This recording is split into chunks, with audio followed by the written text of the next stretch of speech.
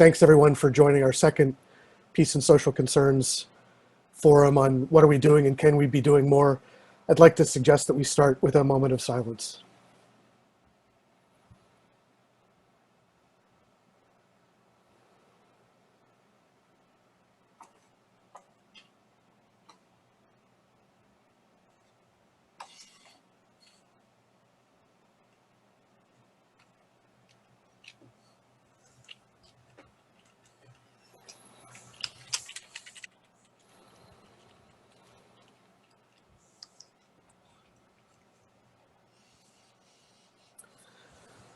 Well, thank you.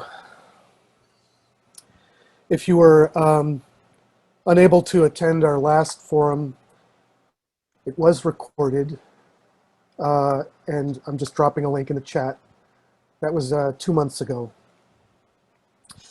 By the way, a change to the online page is that you can go to the videos page from there.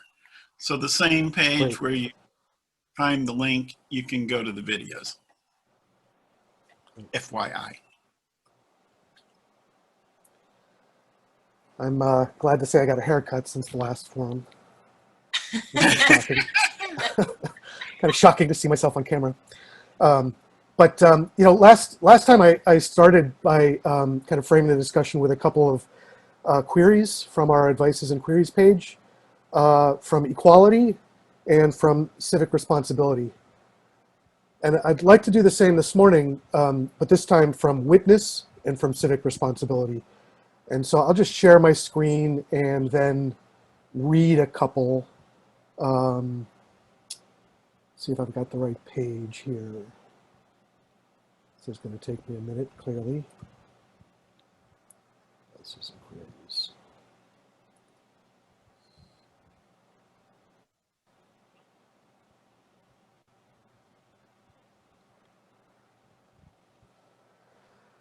So the two queries that speak to me at the moment are from witness and civic responsibility.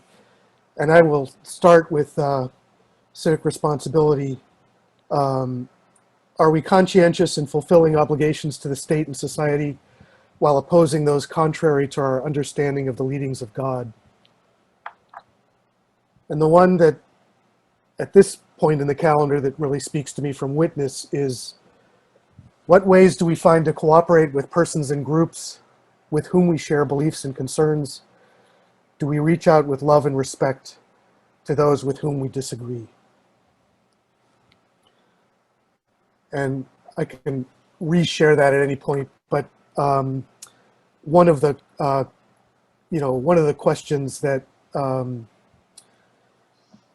came up towards the end of our last forum was, well, we should do this again, and let's next time let's kind of enumerate some of the things that we are doing with an eye towards judging whether there are any gaps. We could formally kind of itemize.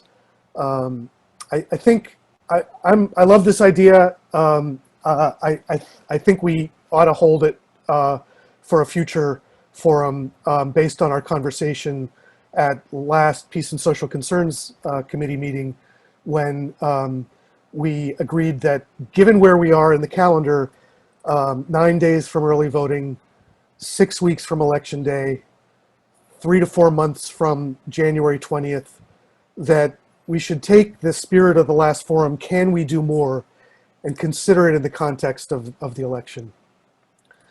And so I'd like to share 3 things with thanks to Terry Sorrell and others who are on this call and not on this call, but primarily from friend George Lakey, who's running ChooseDemocracy.org, from various allied groups that are offering trainings, and from local allied Jim Crosby, who runs Nonviolent Austin, and then from our own friend Ian McAdams of Friends Meeting of Austin, who has come to Peace and Social Concerns with a concern, may join us this morning as well.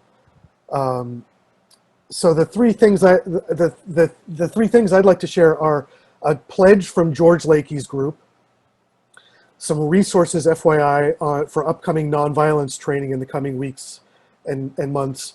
And then the final thing would be a suggestion from Ian that we all consider mobilizing to share a Quaker witness to the events that are almost upon us, should we need, say, nonviolent boots on the ground at any time in the next few months. There may well be marches that we should be participating in together.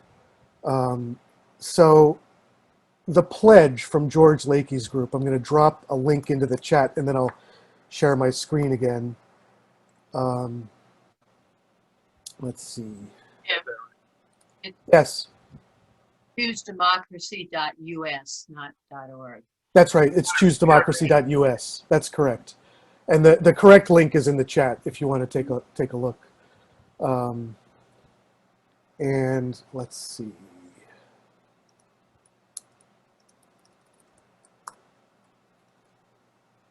I'll just share this.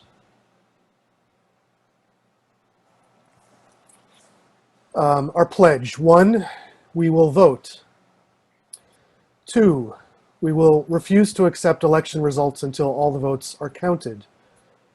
3, we will nonviolently take to the streets if a coup is attempted. And 4, if we need to, we will shut down this country to protect the integrity of the democratic process. The link is in the chat. If you feel so moved, you could take the pledge. I will share that at our conversation on Friday, we had some good discussion around that number 4 item. In particular, the question of whether this is a useful talking point for those of our friends and acquaintances who are maybe of a more right-leaning persuasion.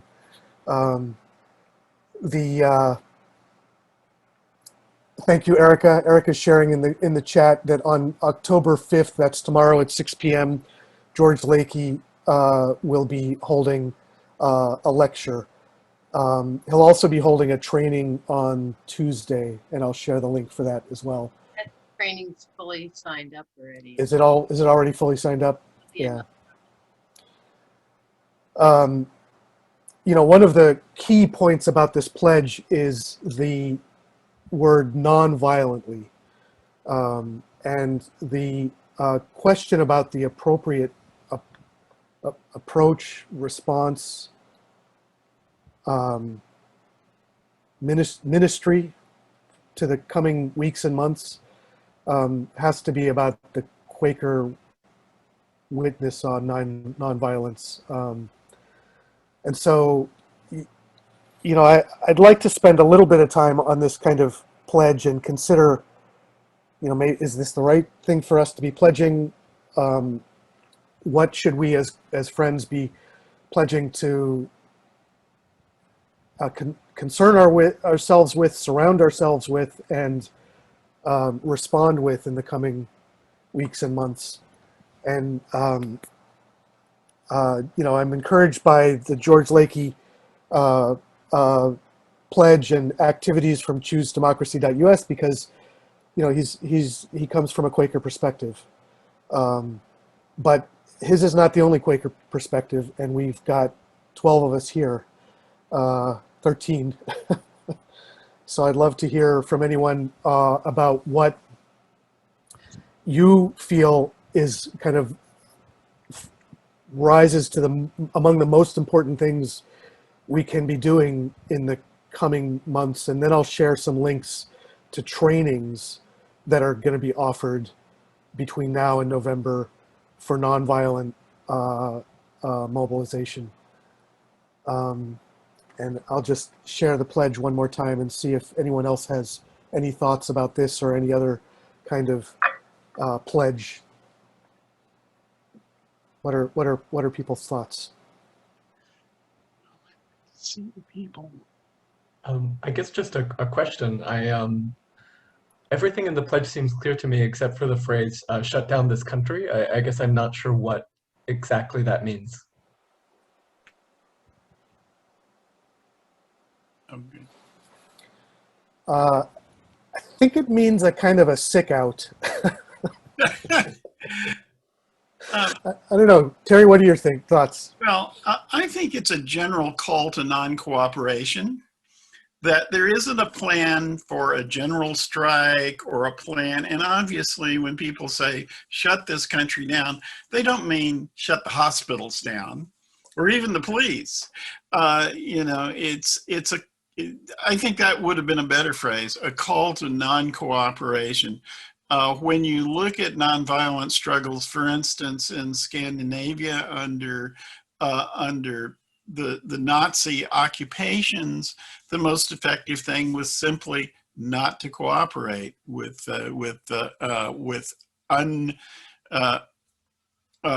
unjust civil authority, right? So we don't know what that means, because if something like an occupation or a coup comes, we don't know what it'll look like. And we don't know, you know, what sorts of things we would be non-cooperating with. But I think that it's expressing that sentiment. Does that make sense? But there's also affirmative non-cooperation. What can I say? Yep. I mean, one of the most effective things that the Danish did was to all put on a yellow star when it became clear that the Danish Jews were in danger, and that they were going to have to wear a yellow star. And so everybody put on a yellow square, which was an affirmative nonviolent thing to do. And I would hope that there will be some of those things too involved, because I think there are ways in which we can be really creative. You might need to speak up. Can everybody hear me? It's a little soft. Oh, okay. Yeah, I thought you were scratching your head, but I. No. That there are affirmative things that we can do too. Nonviolence works both in terms of the resistance and actually, but also in terms of you know, being able to unify around things. So I mean, I think wearing the yellow star was one of the most effective things that the Danish did to protect their Jewish population.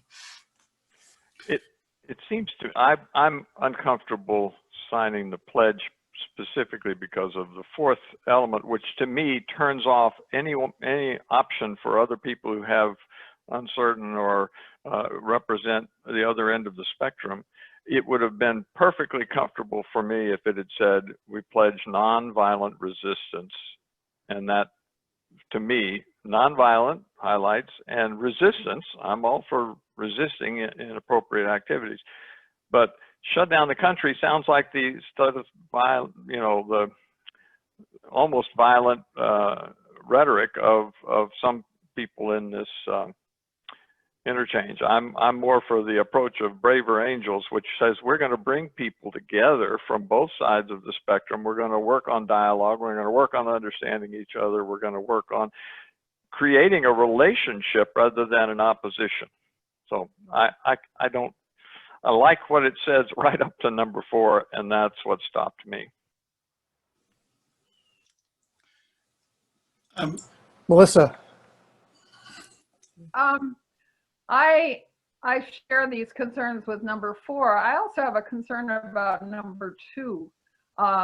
First of all, I don't see how we refuse to accept that. How does that look? And the language also seems somewhat violent to me.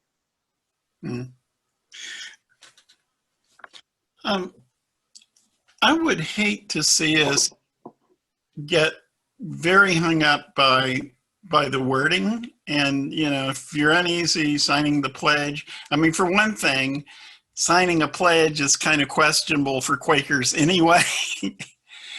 Another thing that's questionable for Quakers, it sometimes, is engaging in partisan politics. And we've had some reluctance to do that.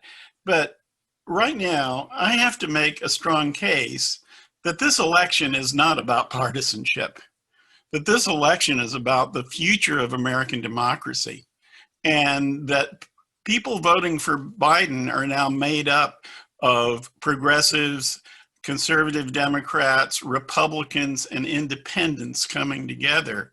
And I think this is an exceptional case, and we have to just not worry about that for a little bit. And I am going to deliberately encourage all friends to support the Biden campaign through things like phone calling and whatever you can do. The Powered by People Beto O'Rourke's group next on Columbus Day is going to try to reach 1 million Texans to get out and vote. And I would encourage people to be involved in that. And other things that otherwise we wouldn't be talking about in a Friends Meeting forum, quite frankly. And I'll put up some links.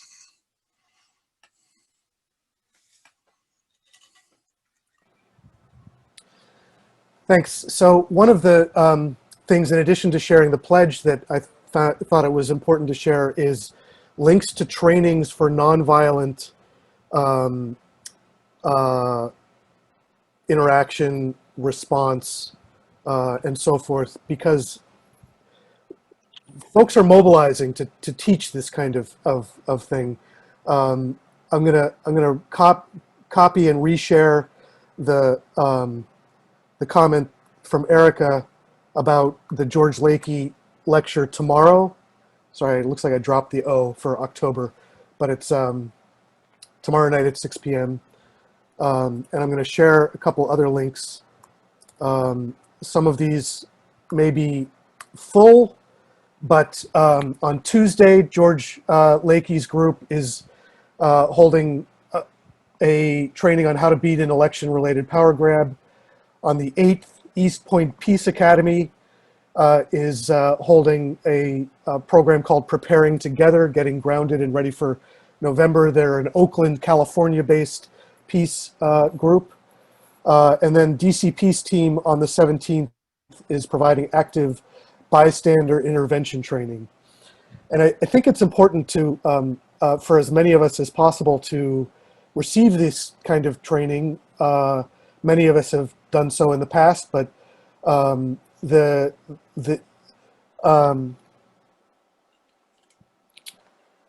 things are not likely to go well in the coming weeks and months, and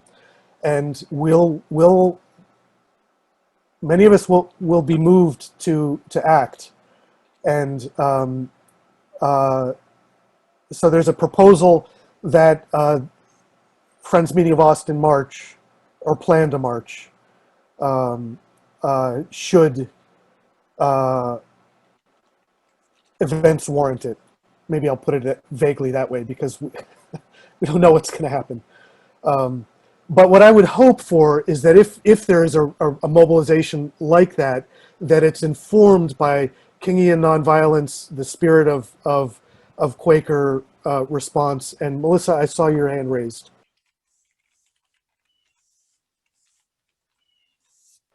You're muted. It's probably a good thing that I'm muted most of the time, but anyway, I did take the training a couple of nights ago, and two things stood out for me from it. One was that as a community, or even as individuals, but especially with friends, that we reach out to other groups that are doing similar work and create coalitions. And I think that's something that we could be doing right now, exploring.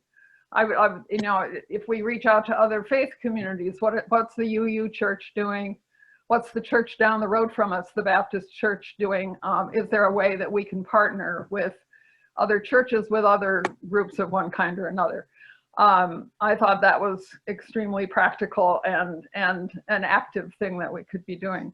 And the other part of it that I really appreciated was all these. He was really most effective when he was talking about nonviolence, and I really appreciated all the things that he had to say about that. One thing that really stood out for me was, if in doubt, sit down. If you're in a bad situation, get everybody to sit down. If fewer people get hurt that way, and other things like that. So that's all. Ruthie, you attended that training as well, right? And Walter, do either of you want to share something about that? Because it's the same one that'll happen on Tuesday, how to beat an election-related power grab. Well, there were lots of things that I thought were really valuable. I took pretty good notes. And they also have a slideshow, which maybe people would like to see. I don't know. And through this DC Peace Teams, I signed up for, they had a training yesterday, but I was too overwhelmed to go to it. But maybe I'll try to go on the 17th if they will let me. I made a sizable donation. And today, I'm going to go to the DC Peace Team's Active Bystander Intervention. And it focuses on mental health situations. And I thought it would be relevant just in general, and it's 2 hours. And I'm planning just to go ahead and do an audio tape of it. I don't know if I'll actually attend it, but I tend to like to listen to audio tapes. So I could have that available. Thank you. Yeah.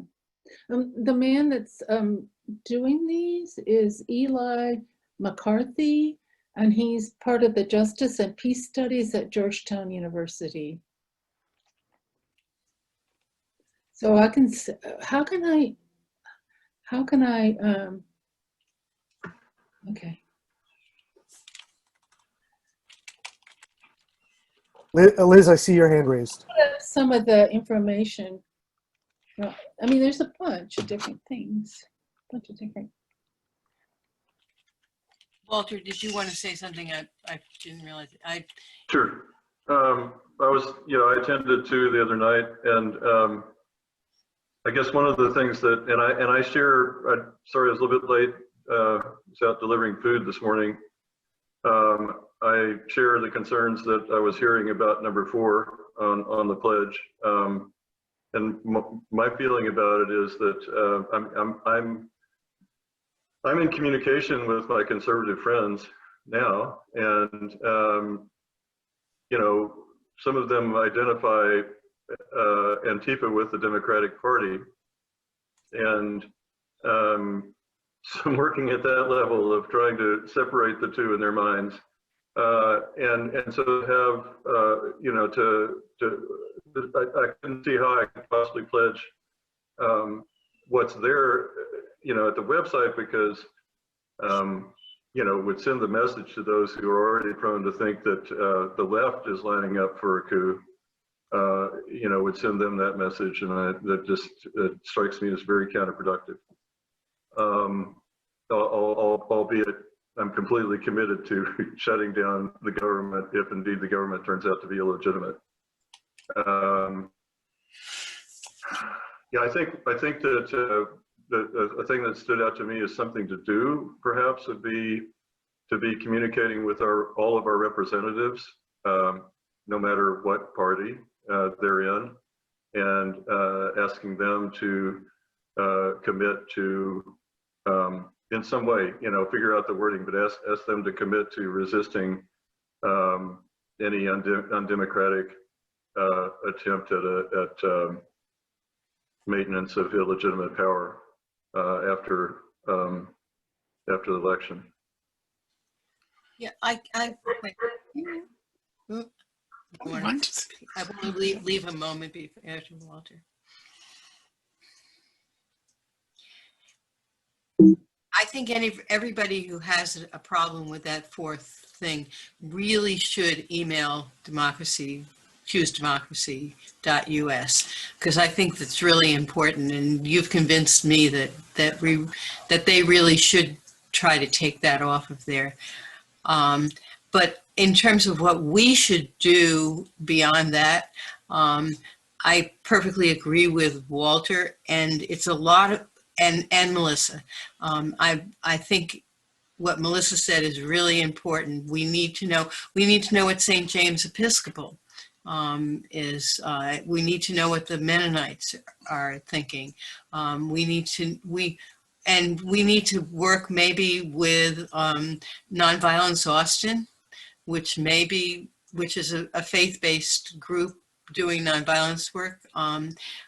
They have a meeting coming up, I think, on Thursday of the quote executive committee and other can't remember what they call it, but some of us are planning to go to that. And it's it's been a small organization, but it has done some nonviolence training this last fall, and I think that they're a really good group to help us make this. Say who again? Nonviolence Austin. Nonviolence. Chris. Okay, and that's the Pachi Benny and Yeah, Campaign Nonviolence. On a national level, they're Pachi Benny, and but on a local level, they're Nonviolence Austin, and you can find them on Facebook. I put up some links to Pachi Benny. And I find the stuff on the website a little dated, but we should probably be in touch with those folks, see what they're up to. But we should do that through Nonviolence Austin because they're doing it. I think these are all the same people, aren't they? Nonviolent Austin, Jim posted at 10:20 onto the chat the information about the Facebook page for Nonviolent Austin. Okay, good. Sign up for that. Also, one way to keep talking about this is that Friday at 6 o'clock, Peace and Social Concerns meets. And so it's been a really good group. It's about half the size as this. So I really would encourage people to go to it. I guess I have a question just about what we're sort of aiming for here in the conversation. Are we looking for things that we can do as individuals related to this, or are we looking for something that we as a community can come to some kind of consensus on, like a minute, and have sort of a plan to act just as Friends Meeting of Austin on this issue?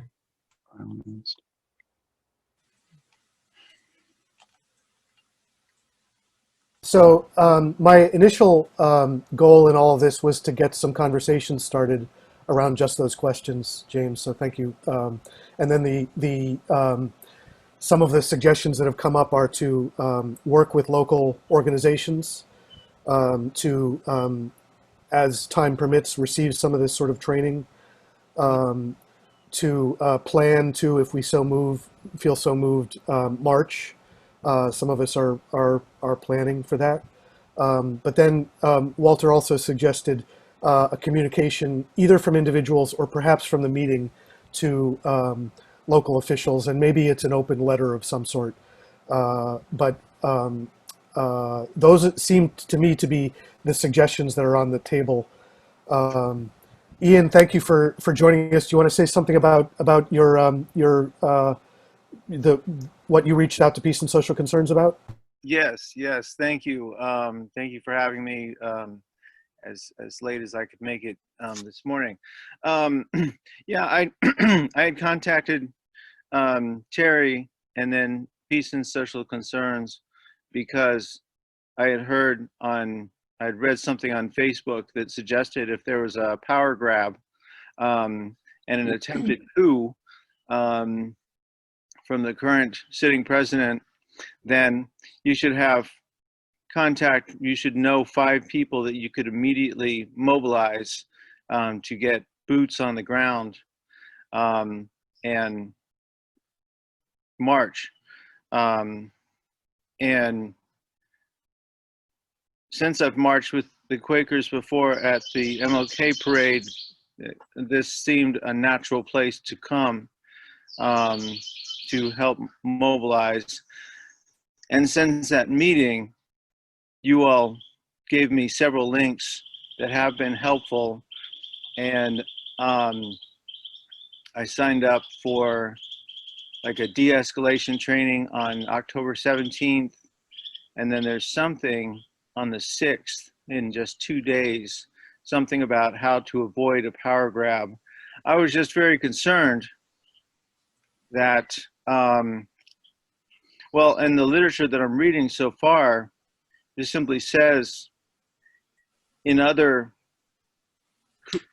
coup attempts, it really helped people to be ready ahead of time, because the very beginning of a coup attempt is its most fragile, and that's when you want to get out there and march and protest. And it sounds kind of extreme, but I think this is the essence of a nonviolence response, is mobilization and communication amongst ourselves. So that's why I contacted you all, because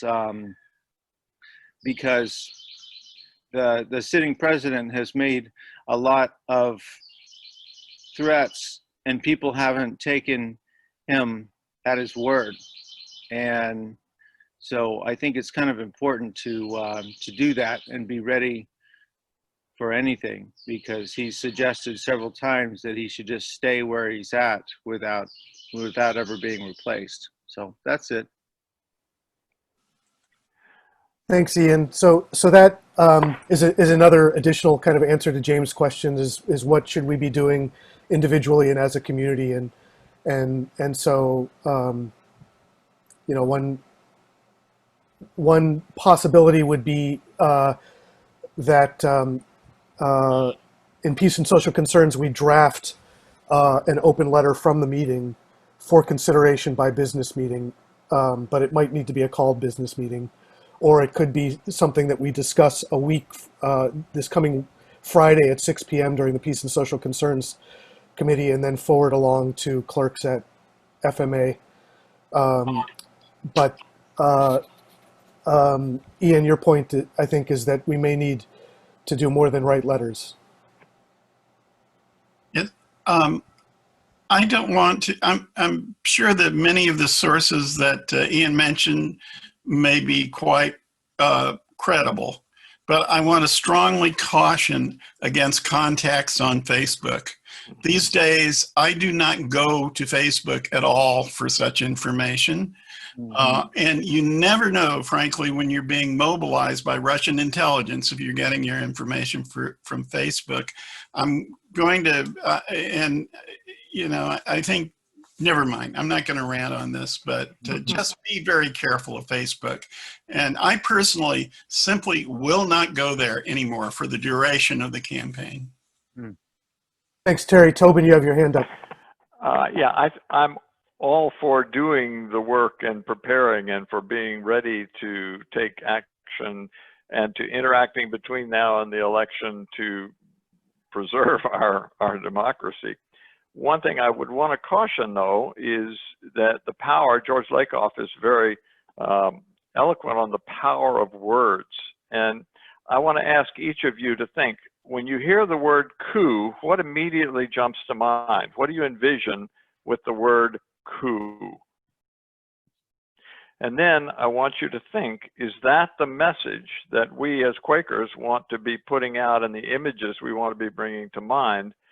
I think it would be much better if we use terms such as illegitimate actions on the part of parties or attacks on our democracy or our democratic process. I wince when I hear the word coup, because what jumps to my mind is people shouting and guns going off and attacks on the White House and reprisals.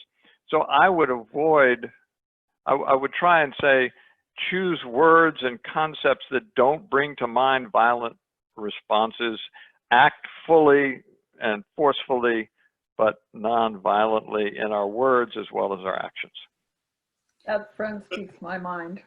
But then I would challenge us that this is not just an abuse of power. It's not an illegitimate, all these things that have been going on. This will be an attempted subversion of the democratic process of government, an actual attempt to take over the apparatus of our government. Maybe coup's too strong, but I think, you know, something like abuse of power or illegitimate actions, they just don't tell me what's really going on. Jennifer, I see you unmuted yourself. Do you want to say something? Well, just in terms of language, it also seems like boots on the ground is a funny way to call people to nonviolent action. Thank you. Michael, did you raise your hand? Yes, I did. I am not real crazy about the word coup either, but at the same time, I'm more with Terry on feeling like words like abuse of power aren't speaking the truth here entirely. I mean, I think we are talking about, and for that matter, I do think Trump has threatened a violent coup. I mean, he has not just threatened not to leave, but he has threatened not to leave violently.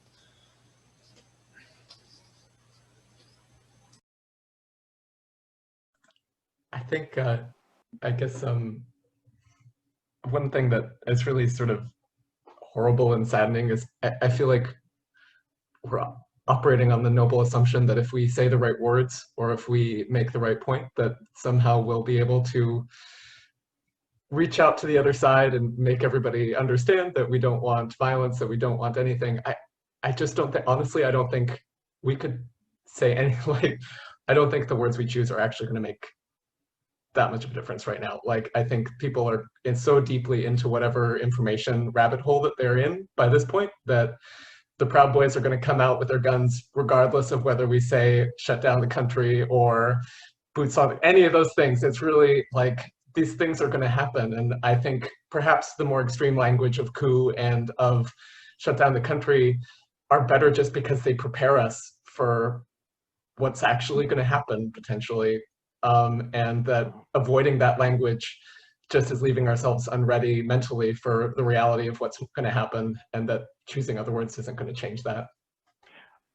My last word would be, I agree fully that this is not going to change people's. I think the wording is simply a way of representing ourselves, walking our values, talking and walking together with integrity to demonstrate and model, even if we get run over by trucks, even if we get thrown in jail. I think we need to act to embody the Quaker values that we're standing for and not get caught up in the fear and overwhelm and respond with like words or actions to those that we're afraid of. You know, that's all. Liz? Somebody who has seen nonviolence in action work, I have a deep sense of our need to actually, as many people as possible, to get some training in that, and for us to possibly, I think the work that we could do in terms of getting others in the community, knowing who they are, and even in COVID, making some alliances, and maybe even doing some practices over Zoom. I think the work that we can do to actually work with people is more important than the words that we might want to change. The fact is that there could be a lot of work for us to do just by trying to get in touch with other faith communities and finding our allies among them. So I encourage us to do that. But I also encourage everyone to have some faith that nonviolence could work, because I've seen it work, and I think that that it's what we can do, what I feel I can do, and so I'm not going to pick up a gun, and I don't think I would be, I would be very dangerous if I did, because I don't know how to use one, and so if we could just do some work in that direction in the next however many weeks we have. Jennifer and then Ruthie. I have a actually literal question of clarification about the use of the word coup. I just looked up the definition. I mean, it usually means that you have a significant support from the military and or police in order to do that. And what we have are these, you know, non-official groups that we think are going to act in this situation. Do we think that literally the military or the police could back those people up? I mean, do we really think a coup, this is an actual question, because it seems to me that language does matter.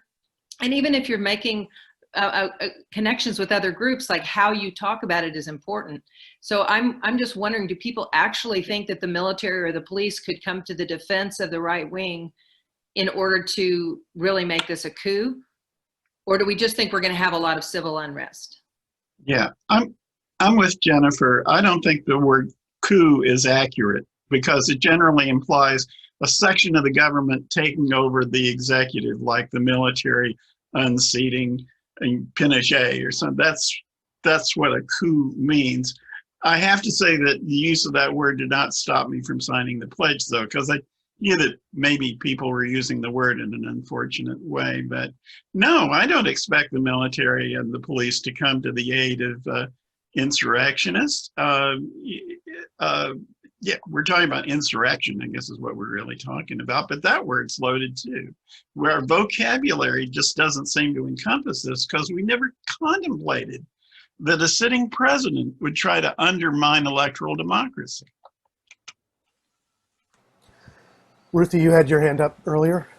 Well, a couple things from the training the other night that was the George Lakey training was that he suggested that we go to the he used the politicians as an example of the kinds of things that support the current support or not, that could be affected. And he suggested that we go to our politicians and ask them to sign the pledge or whatever, you know. So that's one idea. And the other one that I thought was interesting, and I went around trying to find a peace-related t-shirt. They say, identify yourself as nonviolent. So I was trying to find a peace shirt, and all I found was Biden. Anyway. Steve. Two things are occurring to me. The first is I strongly feel in agreement with we need to reach out to similar religious organizations. So the question becomes who to do this. I think we need to focus on that and make a decision or come to a consensus on that. Second is here's how a coup will happen. The friends of Trump who are armed and willing to surround state houses, et cetera, will do so. They will be, investing the Capitol here in Austin with their AR-14s. How will a governor in a Republican state respond? Will they call out the National Guard? Will they call out the state police? In some cases, yes. In others, no. And that's the danger of it escalating, and maybe some sympathetic National Guard troops in Idaho will join with those Trump-allied right-wing groups and make the situation much worse. But more importantly, who among us are going to reach out in a organized, continuous fashion and build these alliances with like-minded groups? So I'd like to suggest that we can begin that work on this coming Friday at 6 p.m. and divvy up some of the communities that we want to reach out to with some specific questions or language around what it is that we're seeking to build alliances for. By then, some of us will have taken some training. By a week from Friday, some of us will, I think Liz will have been at the Nonviolence Austin summit. So these weekly meetings of peace and social concerns for the coming weeks can be venues or forums for assigning specific activities that some of us can engage in. And among those that we've identified so far, I think are find allies among faith communities, consider writing an open letter, learn about and receive training, and anything else that should be on that list. Melissa, you have your hand up. Yeah, I just want to say that I would very much like to be at the meeting on Friday. I may not be able to do so, so I would just like to volunteer right now to be one of the people to reach out to faith communities. The other, Thanks. I can see you back there. No, the coup or whatever it is not, I don't think it's going to happen because they're going to be Proud Boys in the streets with guns. It's going to be because Republican governors like Greg Abbott obstruct the counting of votes. It's going to be because Republican legislatures draft their own slate of electors to go to the Electoral College. It's going to be those things that are going to accomplish the subversion of this election if it happens, and that the most important way to avoid that is a landslide election for the Democrats. I know I'm sounding partisan, but I can't help it this time. And so, you know, one of the action things for individual friends is get on the bandwagon, join those call parties, and anything you can do. The 538 gives a 30% chance of a landslide election, which doesn't sound great, but it's better than the chances Trump had in 2016. End of rant. Sorry. We have about maybe 5 minutes left before we should break to prepare for meeting for worship. I was going to say, I think we also need to organize into small groups to visit our Congress people and our city councilmen, if we can, because I think our city councilmen can have their civil officials that people have elected directly. And so approaching them with some sort of a request to answer these questions, some of them, if you know, on the pledge. So I think that might be a really important thing to do. Well, I pledge to come on Friday next with a list of faith communities that we often work with, and the beginnings of a draft minute or something that we might use as a faith community to circulate between now and the election as a proposed suggestion to meeting for worship with attention to business. Won't have it written for this afternoon, but yeah. If we have some time at Ian and then Ruthie, sorry. If we have some time at business meeting, Steve, might we have some time to talk about this at the business meeting? We should have time, but I'd like it to be somewhat organized, you know. Yeah. Not this type of discussion. Maybe we need to wait. It is our last business meeting before the election. I'd like to suggest that maybe we ask for a called meeting. Sorry. Well, is it? We always do that. Ruthie, you had your hand up, and then Ian. Yeah, I wonder if anybody is interested in doing a supported letter writing, you know, where a number of us get together and write letters. I'm writing letters through a group called Vote Forward. They had a goal of 10 million letters that will be mailed out on the 17th all at one time. And they give you a form, which I don't have one here. And basically what you do is you they're like this. They give you write down the person's name, and then you put down the reason that you vote. And then you sign it, and they give you, it's all organized.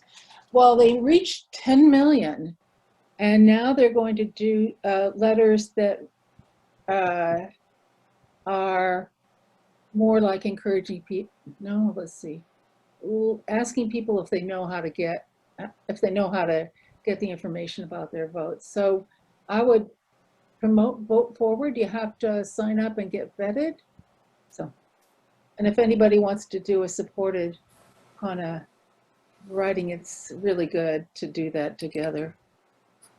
Thank you, Ruthie. Ian. Yeah, I just wanted to say I'm doing something with Rideshare to Vote, like on election day, which I think is pretty cool because I'll be giving people rides to the polls. And I think my sisters up in Minnesota do the same sort of thing. And also, yeah, I was just thinking, like, originally I wanted to just simply get on a list so that if we needed to protest, then we would all hear about it. And I just think back to, I guess I heard that Nixon really got taken out of office because so many people called from all over the country. And I think if it came down to it, like a huge protest could really help. And also I've done some work with the legal observers, and I'm sure they would be out there because they would be assisting and observing in case anybody did get arrested. So like as civil disobedience, and I think that's the way to go, because like these articles are saying that it really is working to protest nonviolently, and then even if the other side is escalating, you de-escalate even more, and just make sure that our protest is still nonviolent if it came down to that. So definitely include me on that list if it comes down to that. Thank you. Just an important footnote, I will, with the recording, I get a transcript of the chat. And so I'm gonna at least get all the links from the chat, which will be posted on the same page as the video. Thanks, everyone. So I've just dropped into the chat one of the queries that we started with on Witness. What ways do we find to cooperate with persons and groups with whom we share beliefs and concerns? And do we reach out with love and respect to those with whom we disagree? And I'd like to end on a moment of silence with those sentiments in mind and break for Meeting for Worship.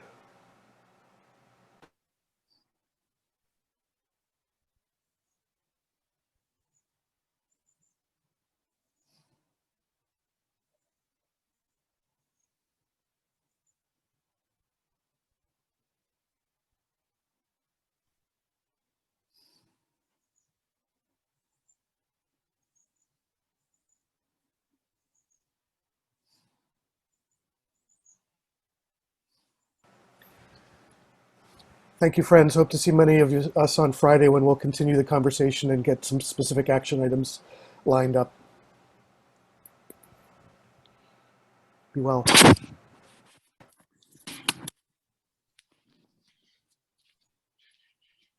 Hey, Jim?